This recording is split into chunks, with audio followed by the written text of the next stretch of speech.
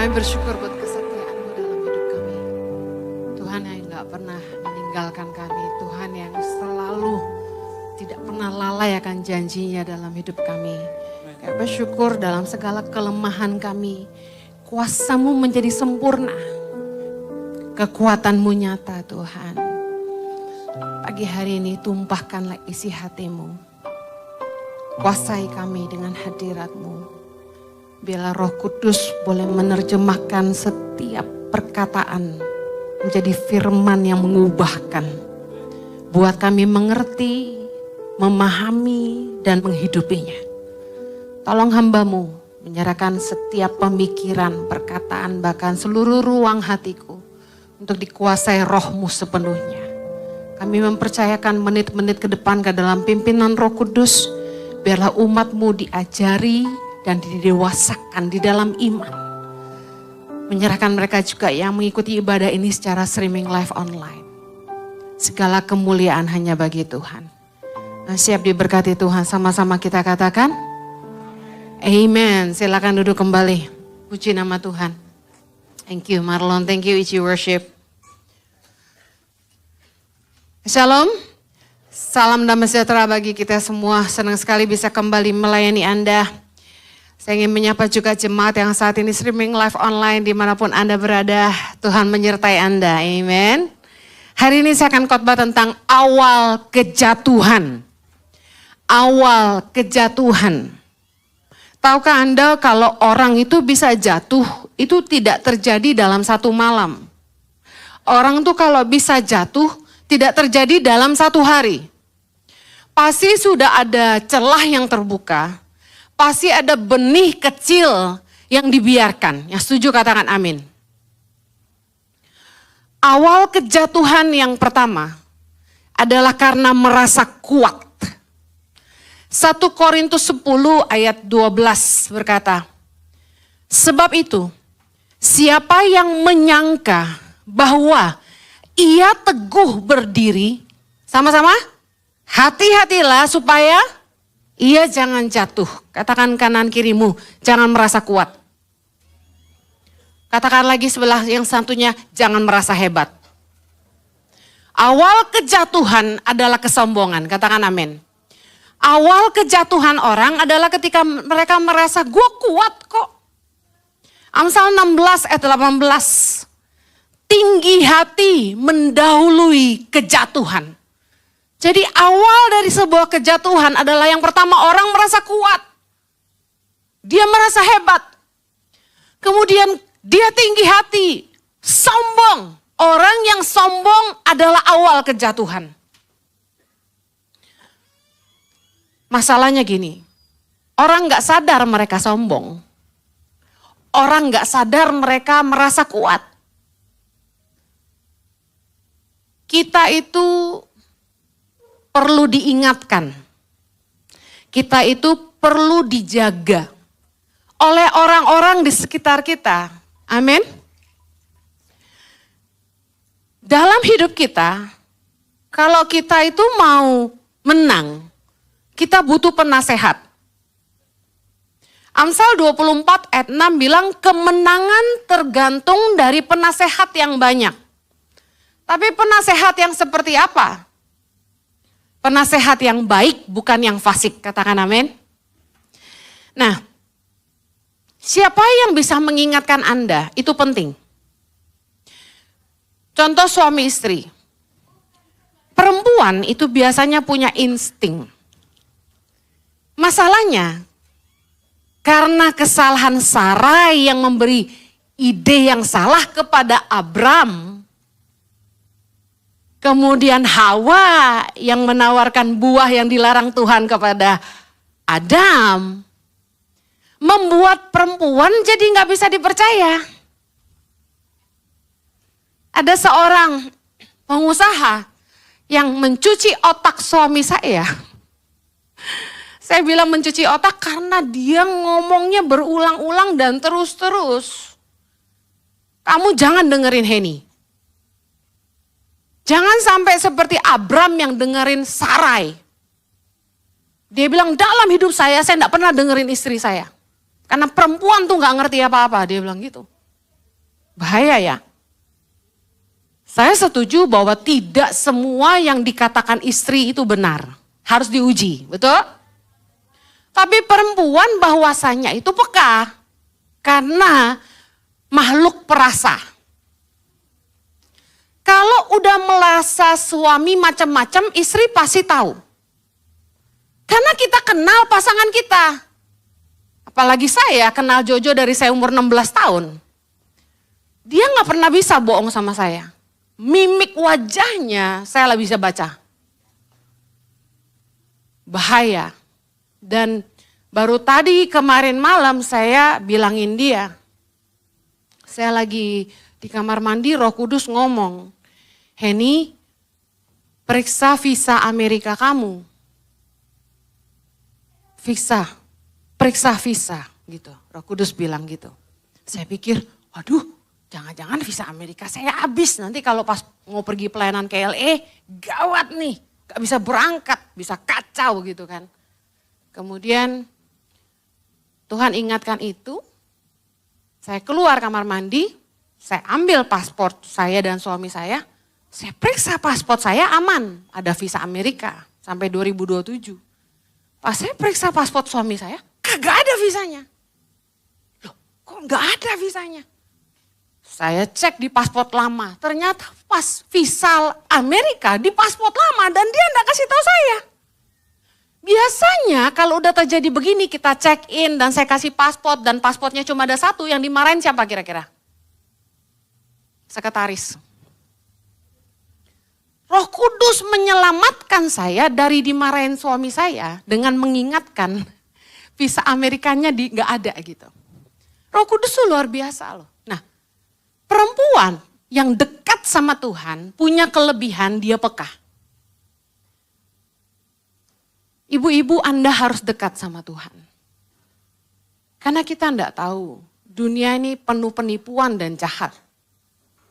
Jangan takut suamimu selingkuh. Kamu cuma perlu deket aja sama Tuhan. Amen. Nah, biasanya kalau suami diingetin istri gak seneng. Kenyataan, Jojo juga gak suka kalau diingetin saya, marah dia. Dengar, kita tidak seorang pun yang kebal dosa. Perempuan juga gak kebal dosa. Ada suami yang ngeluh ke saya. Istri saya tuh lebay Bu Henny. Suka selfie, terus posting di sosial media. Terus ada cowok-cowok netizen yang komen-komen di Instagramnya. Saya enggak senang, dia bilang. Ngapain lu genit-genit gitu sama orang, ya kan? Dibilang cantik, dibilang seksi, malah di love. Kalau menurut saya pribadi, kalau ada laki-laki yang mengatai saya seksi di sosial media, itu penghinaan. Itu merendahkan. Karena enggak pantas, ya.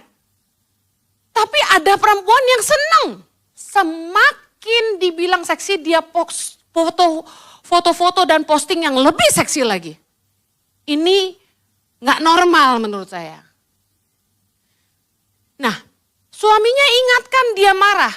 Saya mau ngomong, enggak seorang pun kuat. Jangan pernah merasa kuat, Anda bisa jatuh. Jadi Anda perlu diingatkan oleh pasanganmu. Kalau diingatkan jangan marah, mulai lirik pasangannya. Suami saya nunduk jadi saya nggak bisa lirik.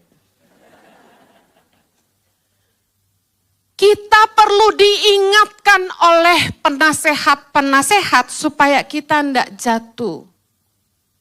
Saya mengizinkan teman-teman dekat untuk kasih tahu saya kalau saya mulai bertingkah.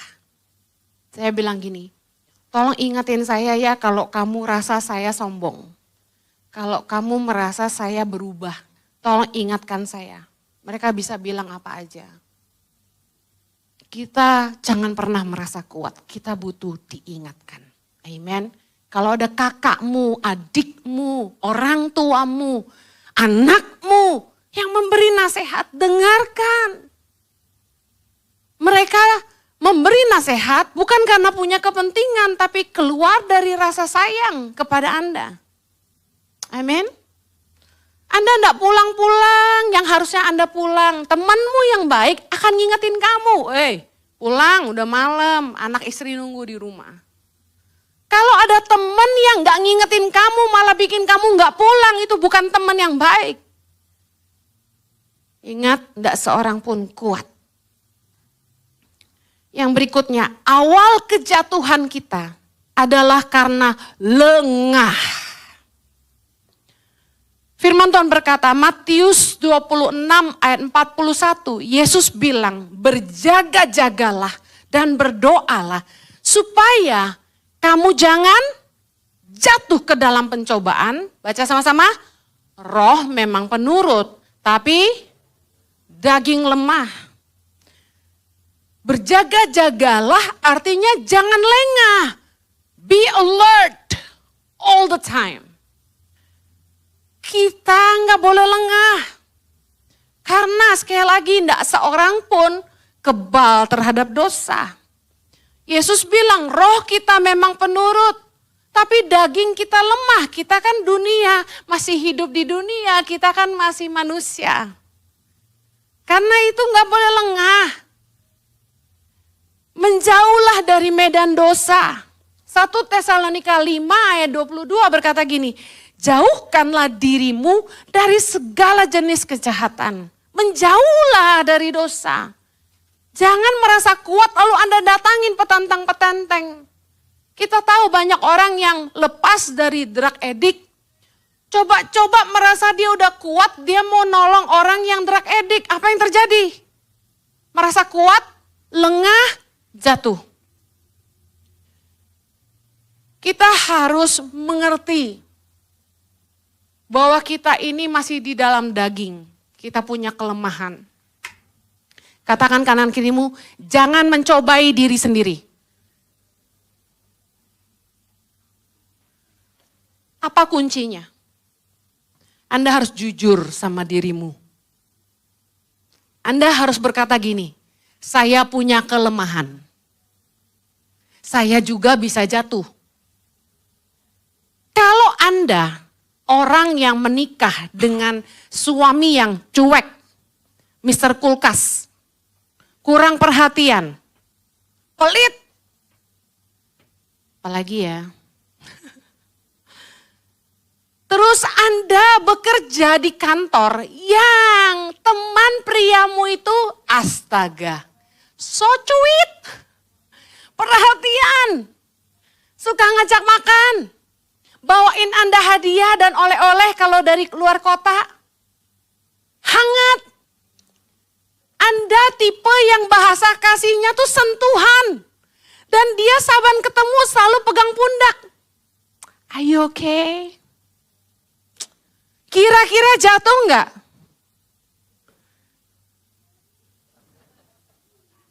Anda harus jujur, saya punya kelemahan. Kita semua punya tangki kasih yang harus diisi. 5 bahasa kasih manusia. Yang pertama kata pujian. Ada orang yang bahasa kasihnya dia suka dipuji.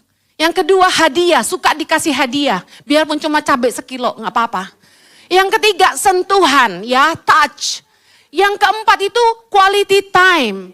Bahasa kasih saya quality time. Kalau suami saya mengkhususkan waktu hanya buat saya dan anak-anak saya, itu bahasa kasih. Yang kelima itu apa satu lagi sayang? Yang kelima, act of service, melayani. Jadi ada orang tuh yang sukanya nikah sama babu. Maaf. Maksudnya saya bercanda biar Anda gak ngantuk. Suami saya langsung marah. Act of service tuh gini. Kalau Anda melayani pasanganmu, masakin masakan kesukaan dia. Terus ada suami yang kalau istri biar pulang selarut malam apapun dijemput di kantornya. Act of service bagi dia itu cinta. Nah, kalau dalam pernikahan maupun hubungan, tangki kasih kita tidak terisi, kebutuhan kita tidak terjawab, dan kita temukan itu dari orang lain, inilah awal kejatuhan. Jangan lengah, jangan terbuai. Ini saya mau cepat aja karena waktu terbatas. Anda harus jujur apa kelemahan Anda dan menjauhlah dari situ. Jangan mencobai diri sendiri. Saya tahu kalau pacar lama saya yang saya sangat-sangat cinta di masa lalu, coba-coba kontak saya lagi, gimana kabar kamu? Itu hangat langsung hati saya ya. Itu saya respon misalnya gitu ya. Terus dia bilang kita ngopi yuk. Oh, Jojo gak doyan kopi, dia suka ngopi, nyambung.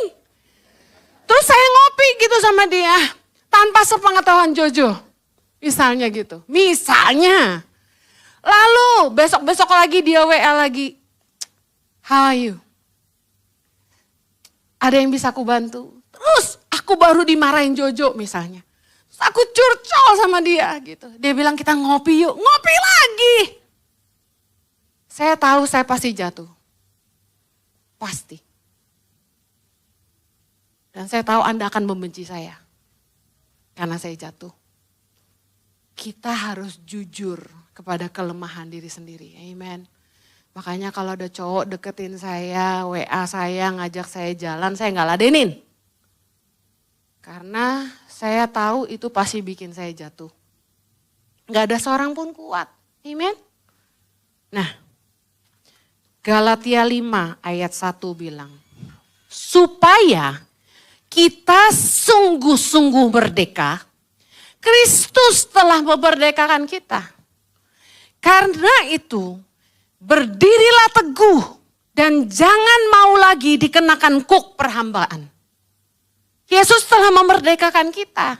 Jangan mau diperhamba dosa lagi. Amen. Jadi budak dosa tuh gak enak.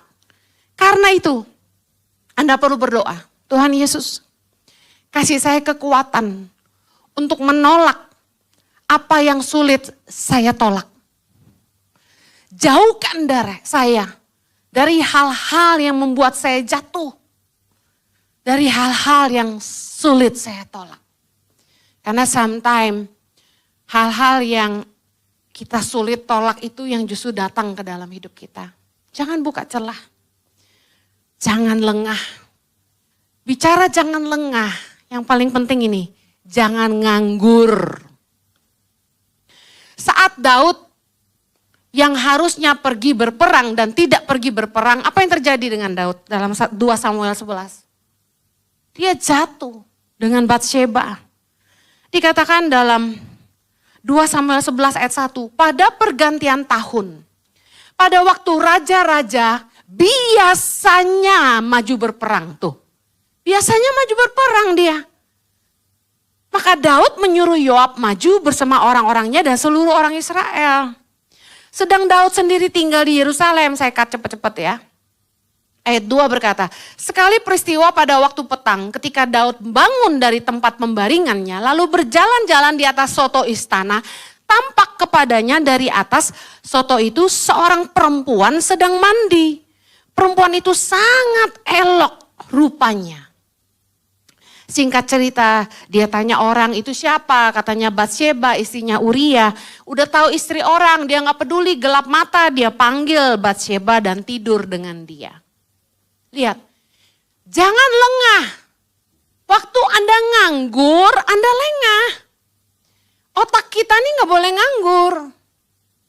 Kita harus punya kegiatan yang berguna. Daripada Anda jatuh bangun dalam dosa, dengerin nih yang suka jatuh bangun dalam dosa. Sibukkan dirimu dengan hal-hal yang berguna. Fokus secara cepat. Pertama, giat melayani pekerjaan Tuhan. Kalau Anda aktif melayani, Anda punya kesibukan. Ayatnya di mana Bu Heni? 1 Korintus 15 ayat 58. Baca itu. Berdirilah teguh dan jangan goyah dan giatlah selalu dalam pekerjaan Tuhan. Ketika Anda aktif dalam melayani Tuhan, fokus Anda tuh ke pelayanan. Ya. Kemudian yang kedua, fokus mengembangkan diri, mempertajam potensi. Apa sih yang Anda mau bangun dalam hidupmu? Asah itu, belajar itu, baca buku tentang itu. Ngobrol sama orang-orang expert di bidang itu. Giat mengerjakan panggilan Tuhan di area yang Tuhan tempatkan. Kemudian ayatnya di mana? 2 Petrus 1 ayat 10. Anda baca sendiri di rumah. Kemudian Kelilingi diri Anda dengan teman-teman yang menguatkan iman dan pergaulan yang sehat. Kalau Anda dikelilingi sama teman seiman yang sehat, paling enggak tuh ada yang ngingetin Anda kalau Anda mulai lengah gitu loh. Jangan nganggur. Nah, yang terakhir, awal kejatuhan. Itu adalah tidak menjaga hati. Hati ini sumber dari segala kejahatan kita kalau kita tidak jaga. Yesus berkata dalam Matius 15 ayat 19. Karena dari hati timbul segala pikiran jahat. Pembunuhan, perzinahan, percabulan, pencurian, sumpah palsu, dan hujat. Dosa itu tidak lahir satu hari. Dosa itu lahir dari benih di dalam hati. Waktu kita mulai tidak jaga hati dan pikiran kita. Markus 7 ayat 20. Yesus bilang gini. Katanya lagi, apa yang keluar dari seseorang, itulah yang menajiskannya. Sebab dari dalam, dari hati orang timbul segala pikiran jahat, percabulan, pencurian, pembunuhan, perzinahan, keserakahan, kejahatan, kelicikan, hawa nafsu, iri hati, hujat, kesombongan, kebebalan. Ayat 23, semua hal-hal jahat itu timbul dari dalam dan menajiskan orang. Lihat, dosa itu lahirnya dari hati kita, dibuahi di situ. Orang tuh kalau jatuh, dia sudah pikirin sebelumnya. Dan dibiarin. Saya mau bahas contoh-contoh kejatuhan sekarang. Kejatuhan dalam perzinahan atau percabulan itu dimulai dari benih dalam hati. Yesus berkata dalam Matius 5 ayat 28, tetapi aku berkata kepadamu setiap orang yang memandang, perhatikan, perempuan serta menginginkannya, kata kedua. Yang pertama, memandang. Dari mata. Lalu menginginkannya sudah berzinah dengan dia di dalam hatinya. Laki-laki kelemahannya di mata, perempuan juga. Kalau laki-laki itu perempuan, kalau perempuan itu shopping, ya. Lemah banget di mata ya. Nah, setiap orang yang memandang perempuan serta menginginkannya sudah berzinah dengan dia di dalam hatinya.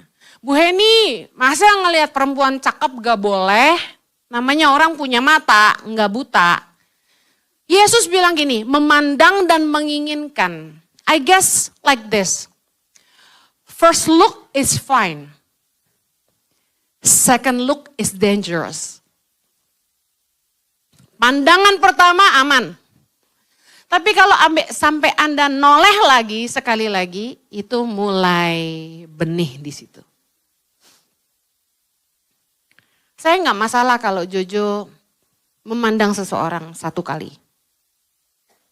Tapi waktu dia mulai putar kepalanya, saya masalah. Namanya laki-laki. Masa Pak Jojo nggak bisa gitu? Bisa dong. Mungkin gini, kadang-kadang kita pertama kali lihat tuh kayaknya nggak fokus, bener nggak? Tapi pandangan nggak fokus aja kok mempesona. Berarti kan kita pengen lihat lagi. Hah? Gitu kan? Bener nggak kira-kira gitu? Nah, memandang is fine. Tapi ketika mulai timbul keinginan, ini bahaya. Yang bahaya gini, Anda mulai mereka-reka, kapan istri gue pergi ya? Kapan pasangan gue dipanggil Tuhan ya? Gawat kan? Ini cocok buat ganti nih gitu. Nah ini bahaya. Mendoakan pasangan cepat dipanggil Tuhan. Soalnya dalam kekristenan gak boleh bercerai Bu Heni. First look is fine. Second look is dangerous. Saya makanya bilang, hati-hati ya. Hati-hati. Sin will fight its way. Dosa itu akan berjuang untuk menjatuhkan Anda. Iblis akan selalu mencari celah untuk menjatuhkan Anda. 1 Petrus 5 ayat 8, baca sama-sama. Bacanya kencang-kencang bilang gini, sadarlah, 1, 2, 3. Sadarlah dan berjaga-jagalah. Lawanmu si iblis berjalan keliling sama seperti singa yang mengaum-ngaum dan mencari orang yang dapat ditelannya. Look, Anda lengah, iblis gak lengah. Anda harus selalu alert, sadar, dan berjaga-jaga. Gue bisa jatuh. Karena iblis selalu akan cari celah untuk menjatuhkan Anda. Mari saya kasih contoh sehari-hari. Jalan masuk dosa itu dari mana? Yang pertama, jemaat minta didoakan. Atau teman minta didoakan.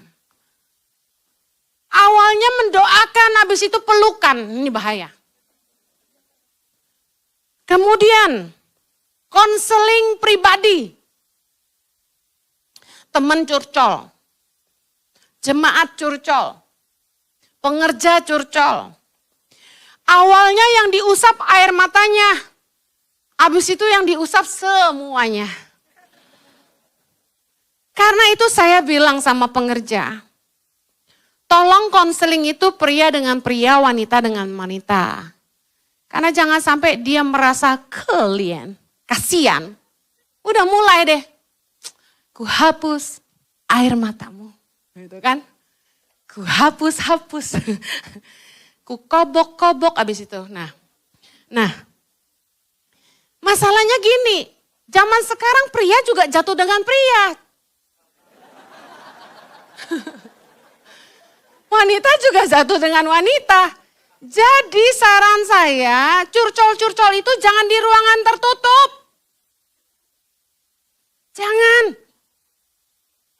Kalau sampai ada yang mau konseling sama Pak Jojo, saya kasih tahu ya. Anda harus daftar dengan konselor. Jadwal konseling. Kami punya konselor-konselor yang diurapi Tuhan. Yang memang di training, memang kuliahnya di situ, ahli di bidangnya yang bisa menangani masalah Anda. Pak Jojo empatinya kurang, Anda percuma konseling sama Pak Jojo. No, serius. Kenapa harus sama Pak Jojo? Saya mendapati beberapa kali jemaat perempuan minta konseling sama Pak Jojo, saya marah. Karena berduaan di pastoral, mana boleh. Ada CCTV, tapi kan gak dicek terus ya kan. Saya bilang sama tim konselor, jangan pernah lempar jemaat konseling sama Pak Jojo dengan alasan kenal. Justru yang bikin jatuh tuh yang kenal. Ngerti gak? Jangan. Anda harus jaga gembalamu, jangan sampai jatuh. Selama ini kenapa pendeta banyak jatuh? Karena ya gini, gak dijaga gitu loh. Suami saya juga laki-laki dan dia lemah, sangat lemah. Gosh. Dia demen perempuan cakep. Makanya Anda pikir kenapa saya berusaha kurus dan dandan. Dia demen banget perempuan cantik. Makanya saya minta tolong. Anda jangan sampai gembalamu jatuh. Tolong dijagalah. Kalau mau konseling sama Ibu Heni gimana? Kalau siap dimarahin sih boleh aja. Soalnya saya gak sabar loh kalau nungguin orang cerita. Waktu saya masih kecil Bu Heni ya sekitar 30 tahun yang lalu. Saya tuh orang ngomong 15 menit saya langsung tahu masalahnya apa. Saya langsung bilang oke saya tahu saya harus kasih. Anda gak akan suka deh konseling sama saya jamin. Karena saya gak tahan. Saya tuh bisa lost kalau dengar orang ngomong lama atau enggak. Dia cerita gitu ya 30 menit gue udah kayak tadi ngomong apa sorry. Gitu hilang langsung saya. Karena pikiran saya banyak sekali, jadi saya nggak bisa dengerin orang ngomong panjang. Kalau sama saya tuh harus plek kelar gitu. Setengah jam, beres gitu. Tapi habis ini jangan langsung ngantri konseling sama saya ya. Yuk, jaga yuk, nggak ada seorang pun kuat. Nah, celah apa lagi yang bahaya nih? Kerja bareng, pelayanan bareng, tresno jalaran, soko kulino. Jatuh hati karena sering ketemu. Makanya suami istri harus sevisi dan melayani sama-sama. Istri jangan ditinggal di rumah, suami pelayanan sendirian. Jangan deh. Aduh, yang jatuh tuh yang aneh-aneh saya lihat. Makanya kalau rekan sekerja nih dengerin yang bisnis bareng. Joint venture sama business woman. Pergi keluar kota, alasan meeting. Istri gak diajak. Saya kasih tahu yang kayak gini-gini nih awal kejatuhan. Kerja sama bisnis boleh. Tapi keluar kota sama-sama tuh gak boleh. Di Jakarta pelayanan. Di luar kota selingkuhan. Beda. Jangan dong. Istri-istri jangan mau ditinggal. Ikut. Aduh Bu Heni, jangan begitu. Saya gak setuju sama nasihat ibu. Karena istri saya kalau ikut, dia shopping melulu. Ada yang gitu ke saya. Saya gak mau ajak istri saya. Saya kerja, dia malah belanja. Habislah duit saya katanya gitu. Ya istri-istri juga tahu diri lah. Dandan yang cantik. Biarpun kamu gak ngerti, duduk di sebelah suamimu dan jangan ngomong apa-apa. Karena begitu Anda mulai bicara, ketahuanlah Anda gak ngerti apa-apa. Udah dandan yang cantik, duduk manis, ngurusin suamimu mau minum apa, mau makan apa. Ya kan, kalau dia mulai emosi, gosok-gosok punggungnya gitu kan. Dijaga tuh. Pernikahan Kristen zaman sekarang cerai melulu. Selingkuh melulu. Ayo dong, saya aja gak kuat, masa Anda kuat?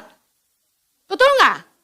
Makanya meskipun saya sedih ninggalin anak saya, kalau nurutin hati istri-istri, mama-mama, kita lebih sayang anak, bener gak?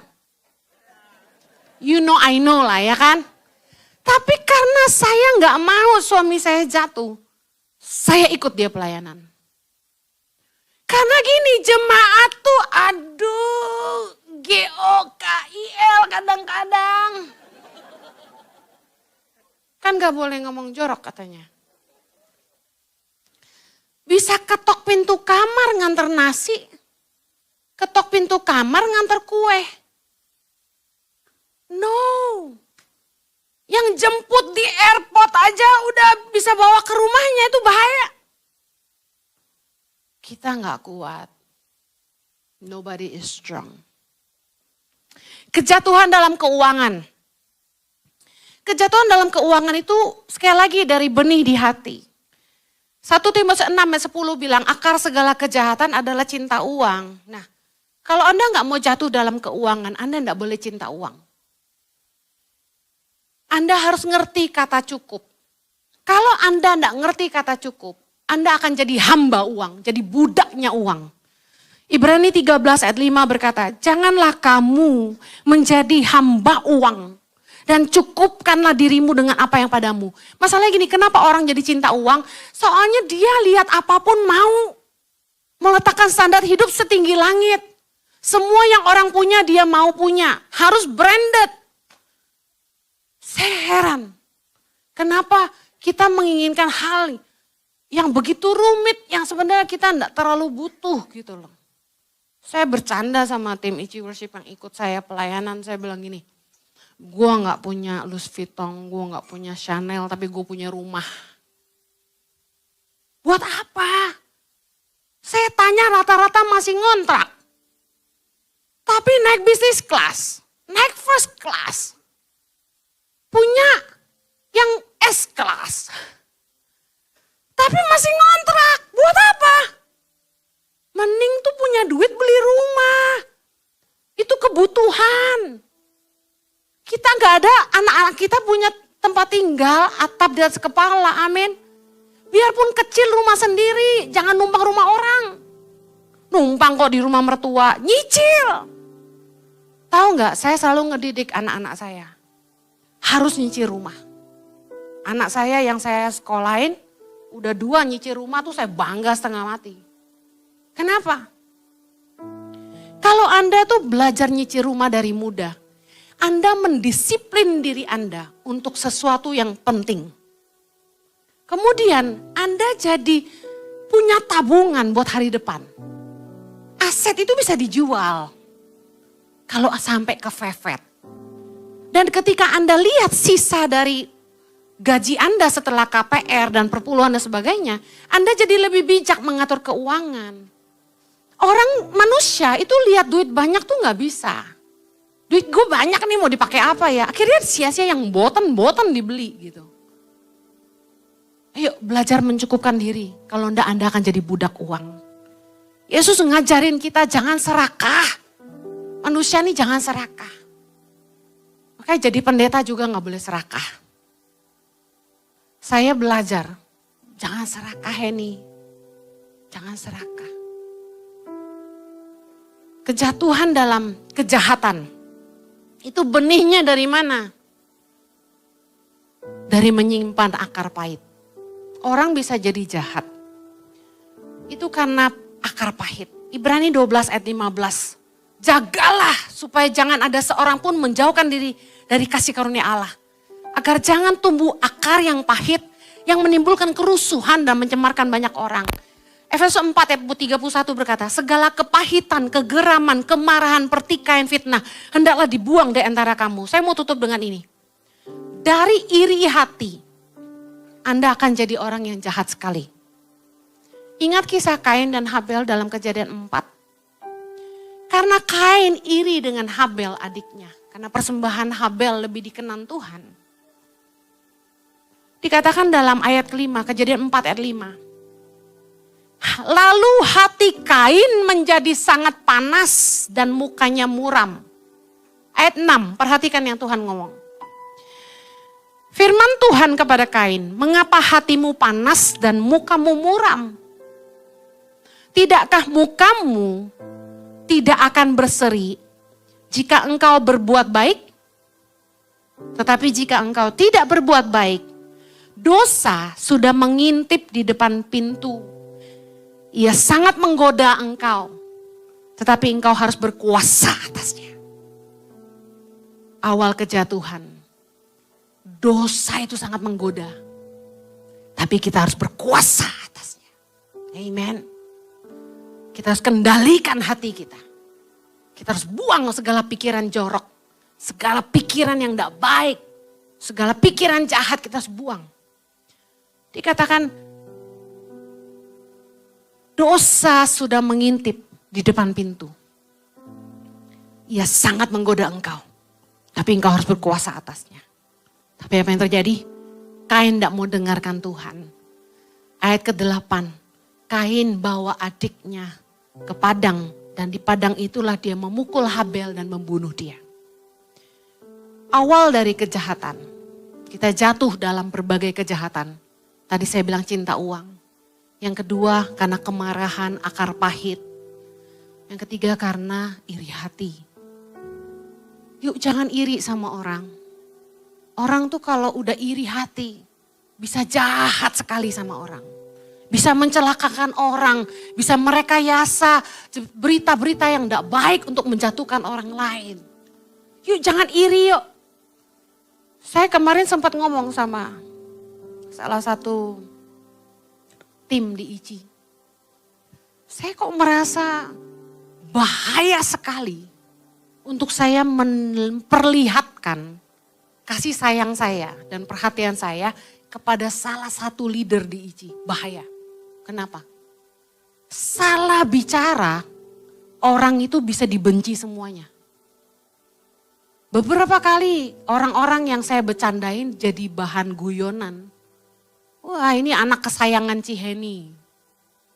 Wah ini difavoritin sama Bu Heni. Sampai ada yang datengin saya dan bilang gini, please jangan sebut nama saya. Karena gara-gara nama saya disebut, orang-orang jadi iri hati sama saya. Saya jadi serba salah. Tapi saya mau bilang ini, yang salah bukan saya, yang salah bukan orang itu. Yang salah karena Anda tidak jaga hati Anda. Tuhan memberikan kasih karunia kepada siapa yang dia mau beri kasih karunia. Tuhan mau pakai siapa yang dia mau pakai. Itu urusan Tuhan. Tapi kita tidak boleh iri lihat pemakaian Tuhan dalam hidup orang lain. Amen. Awal kejatuhan adalah merasa kuat. Awal kejatuhan adalah lengah. Jangan nganggur. Jangan sampai Anda nganggur pikiranmu kemana-mana. Jangan sampai fokusmu salah. Jangan lengah, jangan sampai Anda mendekati medan dosa yang Anda tahu itu kelemahanmu dan Anda bisa jatuh. Yang terakhir, awal kejatuhan itu tidak menjaga hati. Yuk, jaga hati yuk. Karena dari hati ini loh timbul segala pikiran jahat. Iri hati, percabulan, perzinahan, semua dari hati. Dari mata turun ke hati. First look is okay, second look is dangerous. Jaga matamu, amen. Jangan perhatikan kalau buka Instagram, lihat cewek cakep biasa aja. Katakan kanan kiri, biasa aja. Jangan gini loh, yang bahaya tuh gini loh. Di zoom. Dari atas sampai bawah, nah ini udah bahaya. Ini yang bikin Anda jatuh. Ingat Yesus bilang, barang siapa memandang dan menginginkan dalam hati, sudah berzinah di dalam hatinya. Istri-istri, dengar. Bukan cuma suamimu, kamu juga harus jaga hati dan matamu. Amen. Jangan beri kesempatan buat pacar lama ngajak kamu pergi. Jangan ngechat sama pacar lama. Jangan kegeeran kalau di message di DM sama orang di Instagram tuh langsung kayak gitu. Dibales-bales, apa kabar? Terus dibilang kamu cantik, thank you, love. Ngapain? Gak kenal kok. Saya aja kalau sama pengerja dikasih love. Yang saya balas love sama peluk-peluk tuh yang perempuan. Yang laki-laki saya cuma like. Karena saya jaga perasaan istrinya. Ciheni kegenitan gitu kan. Please lah. Dulu zaman emoticon baru muncul. Di BlackBerry Messenger, ingat ya? Suami saya tuh belum paham cara pakainya gitu.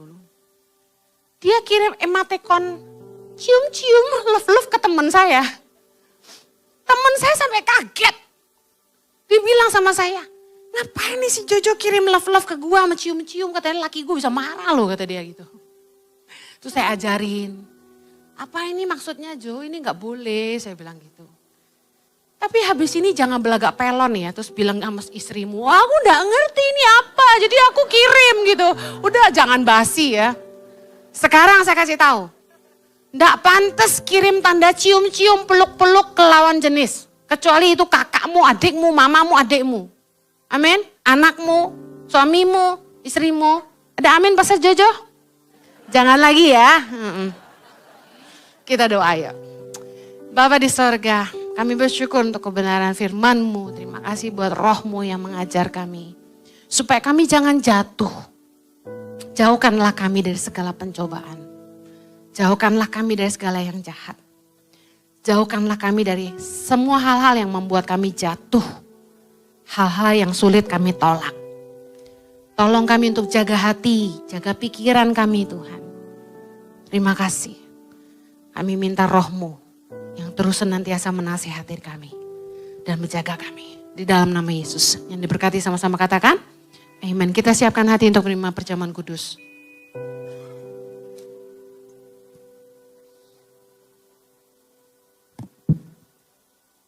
Baik, puji Tuhan, berapa banyak sudah diberkati oleh firman Tuhan, yang diberkati, bertepuk tangan buat Tuhan kita yang baik. Bapak Ibu, kita mempersiapkan diri kita menerima tubuh dan darah Kristus. Buat saudara mengikuti secara online, sudah bisa persiapkan roti. Kalau nggak ada roti bisa diganti dengan biskuit. Dan Anda bisa persiapkan anggur, kalau nggak ada anggur bisa diganti dengan sirup atau teh atau air putih. Dan bagi Bapak Ibu yang ada di ruangan dan juga yang ada di luar overflow, bagi Bapak Ibu yang belum dilayani dengan perjamuan kudus, Bapak Ibu bisa mengangkat tangan, biar para hamba Tuhan akan melayani saudara dengan roti dan anggur.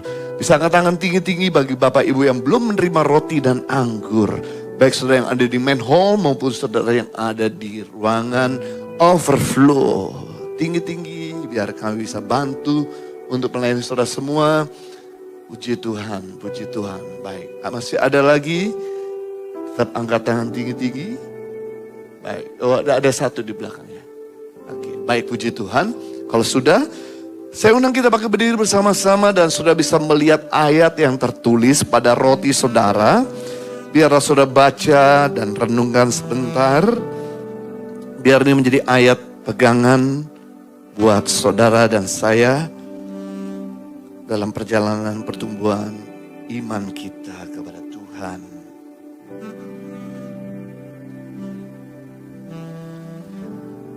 Baik, sebelum kita menerima tubuh dan darah Kristus, mari kita berdoa bersama-sama dan kita katakan dengan segala kerendahan hati, Tuhan Yesus, Engkau Tuhan dan Juru Selamatku, ampunlah dosa-dosa, kesalahan, akibat perbuatan, ucapan, dan pikiranku.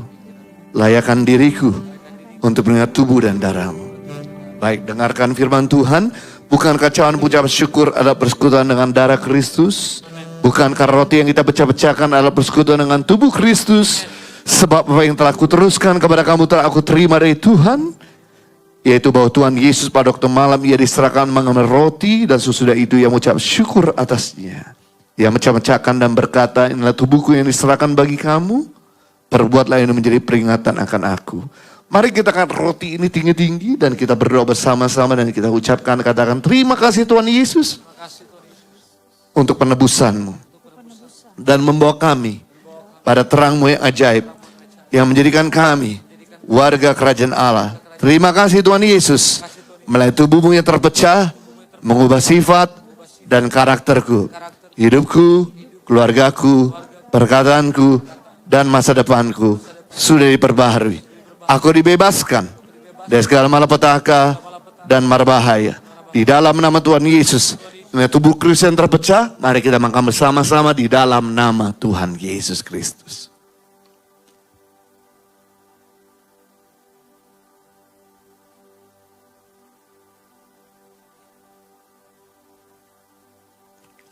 Demikian juga Yesus mengambil cawan sudah makan lalu berkata, cawan perjanjian ini adalah materai darahku. Perbuatlah ini menjadi peringatan akan aku. Setiap kali aku minumnya dan memakannya, menjadi peringatan akan aku. Sebab setiap kali kau makan roti ini dan minum cawan ini, kau memberitakan kematian Tuhan sampai ia datang. Mari kita angkat cawan perjanjian ini tinggi-tinggi. Dengan iman kita berdoa dan kita ucapkan dalam mulut kita, katakan terima kasih Tuhan Yesus atas penebusan-Mu di atas kayu salib. Aku dan keluargaku dilepaskan dari segala kutuk. Terima kasih Tuhan Yesus buat darah-Mu yang tertumpah.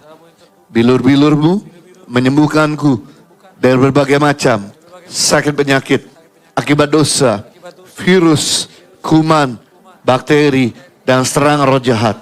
Aku tidak terkena kanker, tumor, leukemia, dan pendarahan.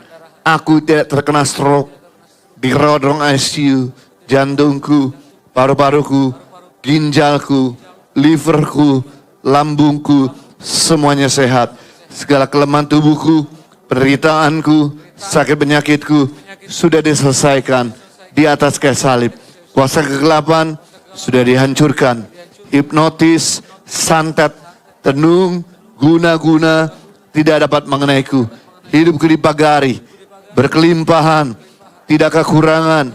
Setiap hari aku berjalan dalam mujizat Tuhan, mengalami terobosan untuk meraih janji Tuhan. Di dalam nama Tuhan Yesus, ini darah Kristus yang tertumpah, mari kita minum bersama-sama di dalam nama Yesus. Saya mengajak kita untuk membuka tangan kita dan mengucap syukur untuk tubuhnya yang terpecah dan darahnya tercurah, menghapus segala dosa kita, memperbaharui kita.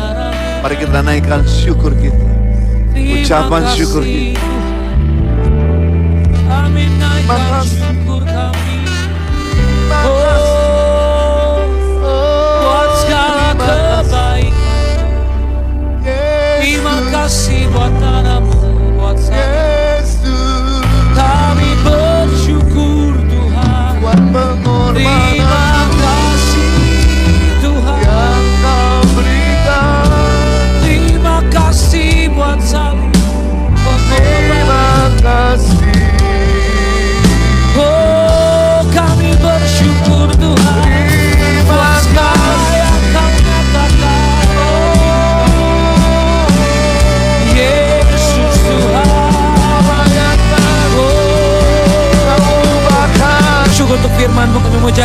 menjaga hidup kami.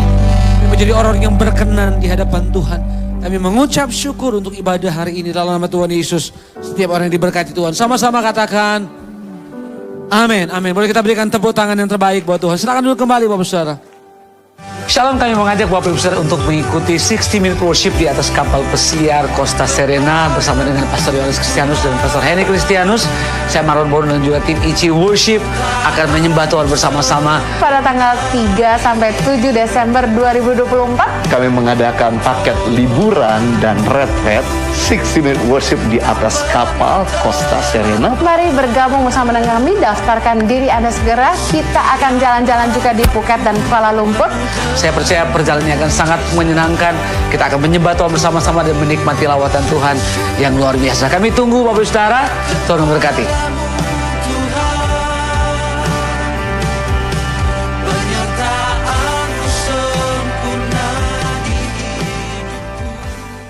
Shalom, jumpa kembali dengan saya Tena dalam Warta Jemaat Impact Community Indonesia.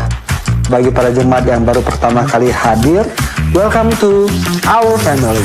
Gereja Impact Community Indonesia memiliki komunitas sel yang kita sebut dengan Impact Family. Silahkan kunjungi booth yang ada di depan lobi gereja dan daftarkan diri Anda. Mari ikuti kelas Bible Study yang diadakan di hari Sabtu 16 November 2024 pada jam 9 pagi secara Zoom online. Jangan sampai terlewat. Sekolah Tangan Pengharapan telah membuka pendaftaran murid baru. Pendaftaran telah dimulai pada tanggal 27 Oktober tahun 2024. Jangan sampai ketinggalan. Gereja Impact Community Indonesia mengajak setiap kita untuk bisa terlibat menjadi volunteer pada acara Natal Gereja Impact Community Indonesia yang akan diadakan pada tanggal 24 Desember di Mahaka Square, Kelapa Gading. Kita akan membuka berbagai posisi seperti usher, drama, dan masih banyak lagi. Untuk info lebih lanjut, silahkan kunjungi booth yang ada di depan gereja atau menghubungi call center kami. Mari bersama-sama merayakan Natal dengan sukacita dan penuh dengan kebersamaan. Mari setiap kita membantu anak-anak di pedalaman dengan membeli setiap koleksi dari official merchandise Positive by YTP dan batik tangan pengharapan. Anda bisa langsung datang ke store merchandise di depan Gereja Impact Community Indonesia atau Anda juga bisa pesan melalui platform e-commerce kami. You buy means you donate. Gereja Impact Community Indonesia akan mengadakan malam apresiasi bagi para leaders Komsel pada tanggal 14 Desember 2024 mendatang. Bagi Bapak, Ibu, dan Saudara yang ingin berpartisipasi mendukung kegiatan ini, Anda dapat memberikan dukungan baik dalam bentuk donasi berupa perpuluhan maupun donasi berupa barang-barang sesuai dengan kebutuhan. Dapatkan kabar terbaru dan segala kegiatan Impact Community Indonesia dengan mengikuti sosial media kita di @impactcommunity.id dan juga menginstal ICI Apps di handphone Android dan juga iOS Anda.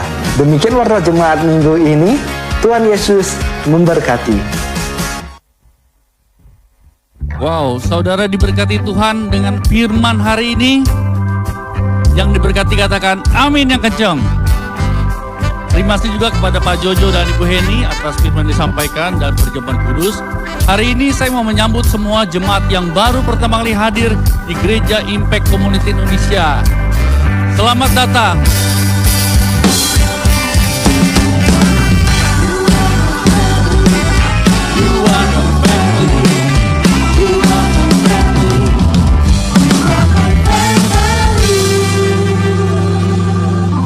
Bagi Bapak Ibu yang pertama kali hadir, nanti bisa menghampiri booth di depan untuk menerima souvenir dan mendaftar sebagai keluarga besar Gereja Impact Community Indonesia.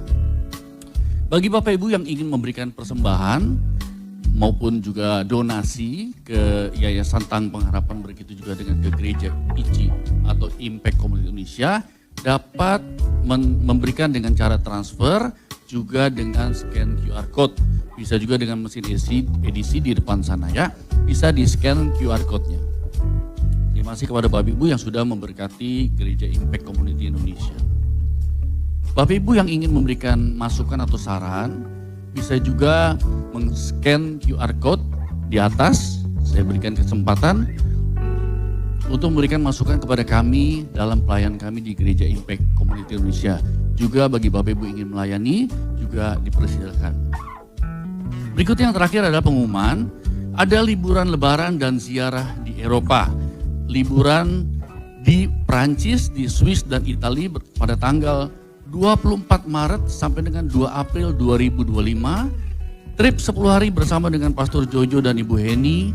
Segera mendaftar Bapak Ibu karena tempat sangat terbatas. Oke, demikian pengumuman. Yuk kita bangkit berdiri dan kita berdoa.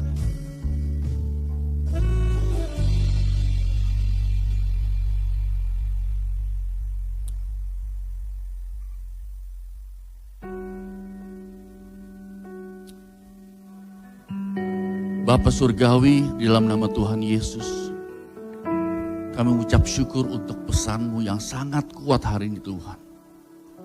Untuk kami tidak buka celah dan kami harus menjauhkan dosa Tuhan. Kami mau bertobat, kami mau minta ampun, dan kami minta kuasa-Mu memberikan kami kekuatan untuk bisa menolak dosa di dalam nama Tuhan Yesus. Tuhan, terima kasih untuk pesan-Mu hari ini. Engkau begitu baik, Engkau mengasihi kami, karena Engkau memberikan pesan-Mu pada kami pada hari ini. Terima kasih Tuhan Yesus. Kami memberkati juga untuk gembala yang kami kasih, Pastor Jojo dan Pastor Heni Tuhan.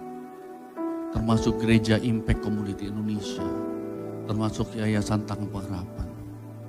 Biarlah berkat-Mu tercurah, penuh dengan kuasa untuk memberkati banyak orang, bukan hanya di Indonesia tapi untuk bangsa-bangsa, untuk memberitakan kabar baik keselamatan Tuhan, jiwa-jiwa diselamatkan. Terima kasih Tuhan, kami mengucap syukur Tuhan